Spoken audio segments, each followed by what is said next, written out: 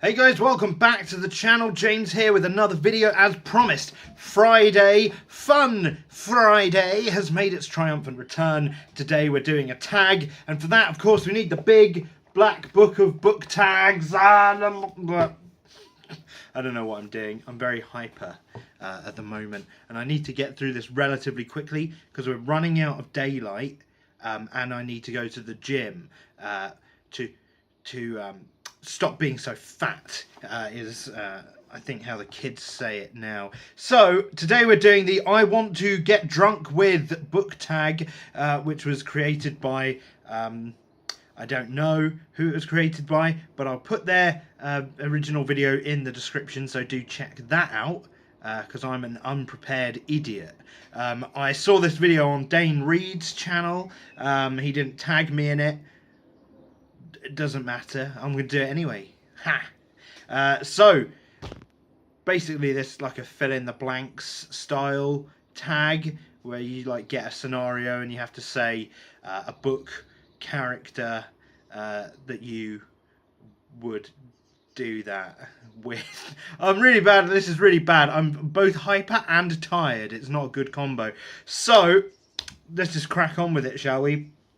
Number one, I want to get drunk with. And the answer to this is Dandelion the poet from the Witcher saga.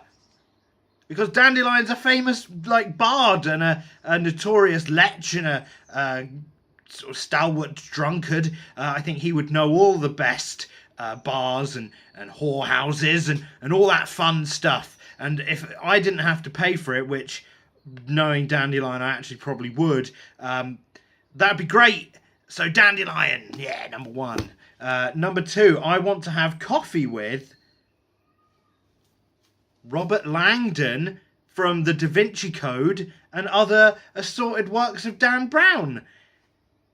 I think it'd be really a good time to have coffee with Robert Langdon, because he's like a conspiracy nut weirdo, but all the conspiracies like that he believes in just also happen to be true. So that's good, and I reckon it'd be really interesting just to have a coffee with him and talk about like the ancient symbology that is indicated by the conspiracy of Starbucks logos, and that'd be great. So yeah, Robert Langdon from the Da Vinci Code and other Dan Brown novels. Number three, I want to have lunch and go shopping with. This is presumably after getting drunk and having coffee. I want to go shopping with and do lunch with Ian Grant from Michael Crichton's Jurassic Park, because really I just want to have lunch with him, because I reckon again it would be really interesting to talk about dinosaurs with him for ages. Going shopping with him, I don't know what he'd buy. Probably like a T-Rex proof coat or something. I don't know if they sell those in Foot Locker or wherever it is that people shop. But he could buy some running shoes there to escape from velociraptors and stuff. So that'd be good. We could go shopping for that. Number four, I want to talk with Mark Watney from The Martian about, can you guess? Can you guess what I want to talk to him about? I'll give you 5 seconds to guess. It's not Mars. It's not Mars. You said Mars. I know you said fucking Mars. It's not Mars. I would like to talk to Mark Watney about disco music, because he was trapped on Mars for a long time with a lot of disco music that he says he didn't like. But I know for a fact that you can't listen to disco music for ages and still say you hate it at the end. So I reckon it would change his mind, and it'd be hilarious just to troll him with that, really. Yes, so that's that one. Number five, I want to take an improv class with Kavoth from The Name of the Wind. He's a musician and an actor and a poet himself, And he's a liar as well, quick-witted, talkative. I think he'd be great in an improv class, and I think it'd be fun to have that if he was teaching it or if he was just there. I think he'd be fun to hang out with. We're both ginger, so we could bond over that, and we could be best friends, and he could tell me how to murder someone with a match, and it'd be really the best thing of all time. It'd be the best day out ever at the improv class. So I got the order of the questions a little bit mixed up, so I've just written the next one. I would like an unlimited Q&A session with Paul Atreides from Dune. Who knew? I'll tell you who knew. Paul Atreides knew, because he's like omnipresent. He's got omniscience. He knows fucking everything. He is everywhere at all times, mentally. So having an unlimited Q&A session with Paul Atreides would be like the most eye-opening experience probably of anyone's life, because he knows like everything about everything, even things that haven't happened yet. He could tell me about space jihad. He could tell me about sandworms.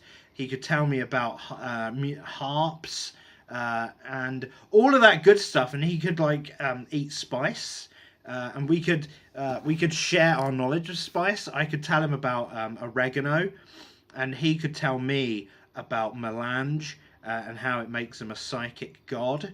Yeah, that'd be really good. Yeah, Paul Atreides. Number 6, I would like to shake hands with Frodo Baggins out of Lord of the Rings. He seems like an alright guy. You know, he saved the world and everything. Lost a finger. Did all that. He climbed up a big mountain. You know, that's all sort of like good deeds that he did. So I would shake his hand and say, you know, Frodo, you may have the creepy hands of a preteen boy, but you know, you did good, and that's all right. So I'd shake hands with Frodo Baggins. Number 7, the next number. I would like to meet. I dropped the book. I would like to meet Chris Jericho. He's not a pretend person. He's a real man. That's him. He's a real man, but I would like to meet him for really reals. Maybe I'll have the opportunity to do that at some point. I know he tours around a lot, and obviously being like a performing arts famous person, he does like meet and greets and things. So maybe I'll get to meet Chris Jericho one day. But yeah, like he's a really cool guy. Very interesting character. Lived a very interesting life on the road, in a rock band and as a professional wrestler. And this book in particular actually really helped me out with some like sort of life decisions and things, and sort of my outlook on certain things in life a little while ago last year when I read it. And you know, I would just like to thank him for that in person. So yeah, Chris Jericho. Bet you didn't see that coming. We're losing the light, people. You just notice it's getting darker. The light is fading. The sun is setting over the pit of London, so we have to speed things up. So number 8, I want to go book shopping with Damien DeBoen. DeBoen. Spelt D-E-B-O-E with an umlaut N. So I know you guys love it when I ask for pronunciations in the comments. So give me one for that. I'm going with DeBoen. Damien DeBoen. This is the book Meddling Kids by Edgar Cantero. I'm getting a full review of this book next week on Monday, so look out for that. But for now, just know that Damien DeBoen is like he's like a Cthulhu-esque cultist, and he has like a library which already contains the Necronomicon, which is a super spoopy book for spoopy kids. And I think it'd be super fun to go book shopping with him, just so he can, you know, point out all the forbidden tomes, and we could read them and summon gods of evil.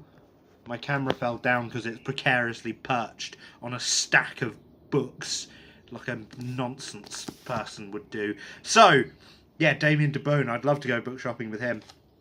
Number 9, I want to give the middle finger to, and this is another real life, really real person, David Miscavige, or Miscavige.